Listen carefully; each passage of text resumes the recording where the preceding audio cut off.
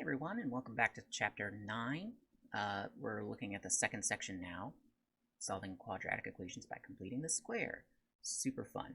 So last time, at the very end, we looked at things that look like this, and we said, okay, well, if we can recognize that it's a perfect binomial square, then we can pretty easily solve this using the square root property.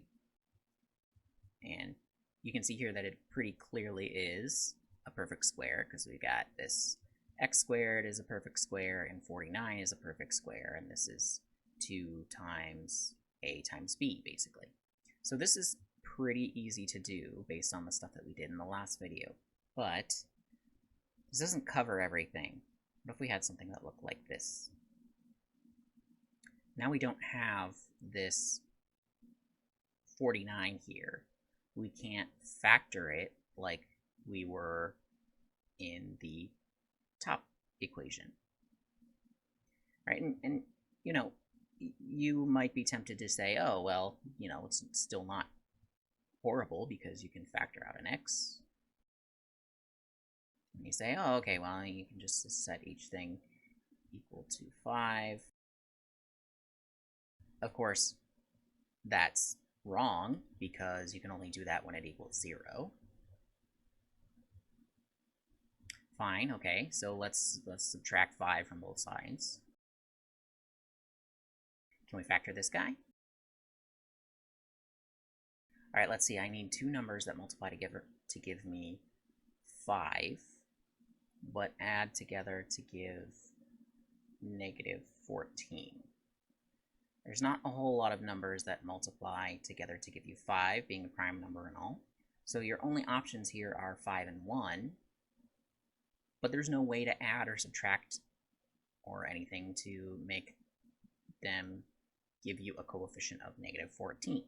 So we can't factor it this way. So what are we supposed to do? All right, so let's take a look at how the perfect square binomials look, right? They have a squared, and then you have either plus or minus 2ab plus b squared.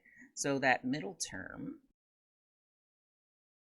what we're going to do is figure out a way to calculate from that middle term, right? So in our case, it would be that negative 14x.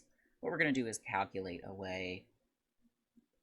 a number to add to the expression to make it a perfect square. This is called completing the square. All right, so in completing the square, what I want to do is I want to add a number so that what I end up with is a perfect square of a binomial expression. So let's pretend for a moment we have a squared plus a middle term b plus that last term c squared. And if I am given that this is a perfect square of a binomial, then I would know that b has to be equal to 2 times a times c. Or in other words, b over 2a would have to be equal to c. So to complete the square, what I am going to do is take this middle coefficient and divide it by 2 times the coefficient of x, which in this case is 1. So that's b over 2. That's going to be c. And now what we do is we add the square of that. And now all of a sudden, my polynomial factors. All right, so this is, you know, a little bit of arcane nonsense, I suppose, looking at it this way. So let's look at some examples. It'll make it hopefully a little bit more sense after we do that. So we have x squared plus 6x is equal to 40. And we're going to solve this by completing the square. So we're going to take the coefficient of x, which is 6. We're going to take 6. We're going to divide it by 2 times the coefficient of the x squared term, which is 1. and that is equal to 3. So to make this thing a perfect square, I have to add 3 squared. But this being an equation, you can't just kind of add things willy-nilly, right? You have to keep it balanced. So you have to add it to the other side as well. So here's what we end up with. Now we know the left-hand side is a perfect square. Then we can apply the square root property, right? Take our square root, so x plus 3 is equal to plus or minus square root of 49. Lucky for us, 49 is a perfect square.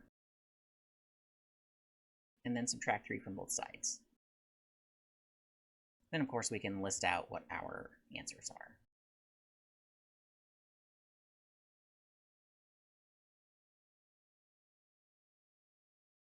So x is equal to negative 7 or 4. So that's kind of the basic rundown. It does get a little bit trickier, but the process remains basically the same all the time.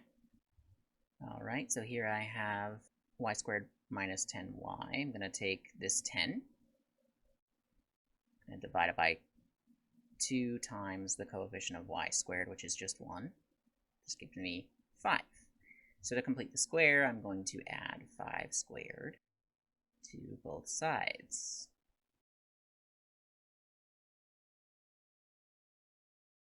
And again, I end up with a really nice looking equation.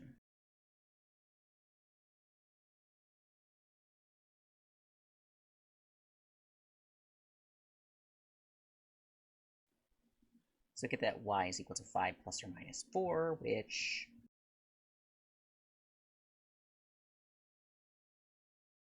gives us that y is equal to 1 and 9.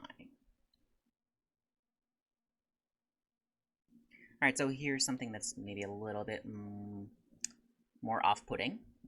We're going to approach it pretty much the same way, but we want to get it in the right, we want to get it wearing the right clothing, so to speak, right? We want it to look the way that we're comfortable with completing the square. I guess as comfortable as you can be. So we're going to FOIL this. I'm going to do that really quick.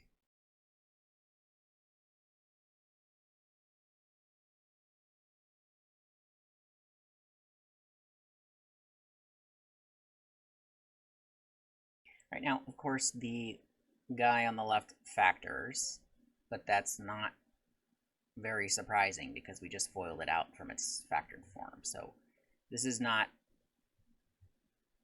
you know, it's not like we want to go back and factor it because we would just be undoing exactly what we just did. So I'm going to subtract 2 from both sides, so we get it that x squared minus 3x is equal to 5 minus 2.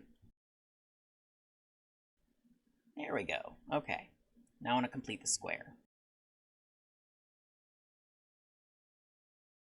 All right, I have a fraction, so that means that I'm going to have to add 3/2 squared to both sides.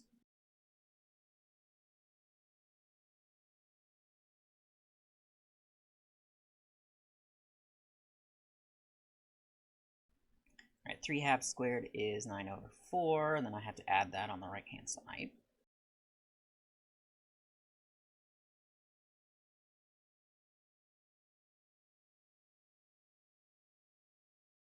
All right, 21/4.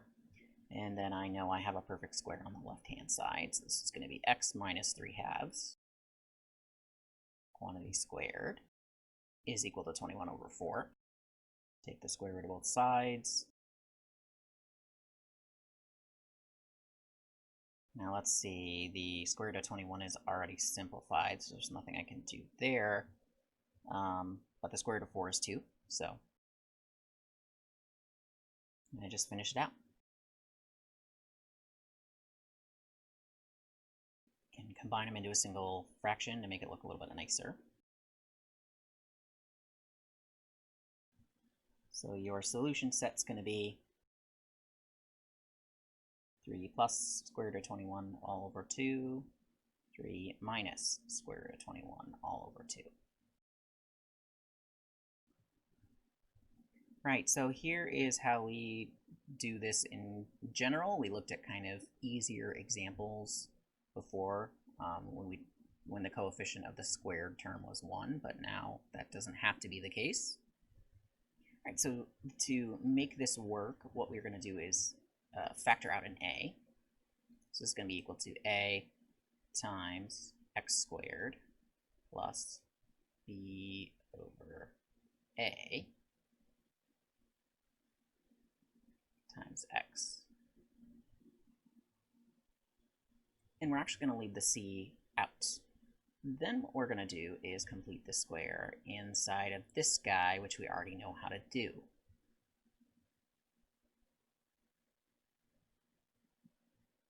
We're going to take that number, b over a, and we're going to divide it by 2. Of course, this is really b over a times 1/2, or b over 2a.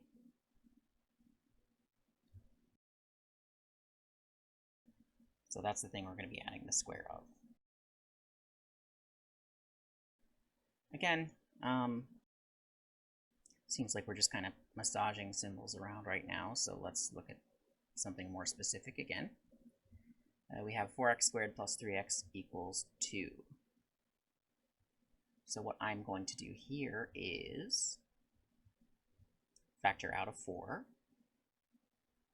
Keep in mind that when we do factoring, it's like we're dividing. So when I factor a 4 out from the left-hand side, I'll get an x squared, but I'll also get 3 divided by 4 times x. That's equal to 2. And what I can do now is isolate, divide out the 4.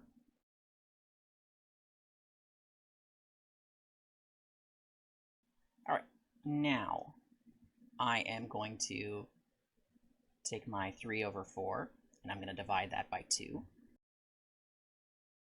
which would really just be 3 over 8. And I'm going to add the square of that to both sides.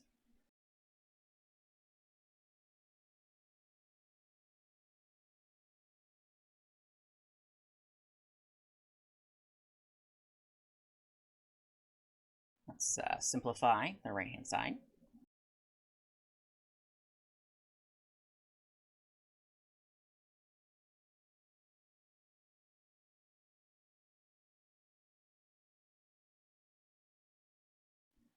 Okay, then we just finish up the problem.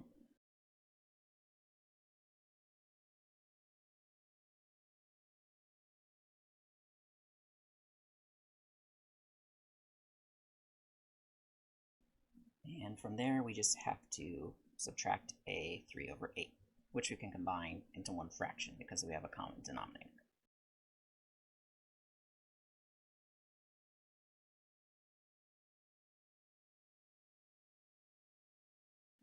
So those are my 2 solutions. And that about wraps it up for completing the square. What we are going to do next is use this idea to develop a formula that we can use to factor and solve quadratic equations instantaneously. So look forward to it.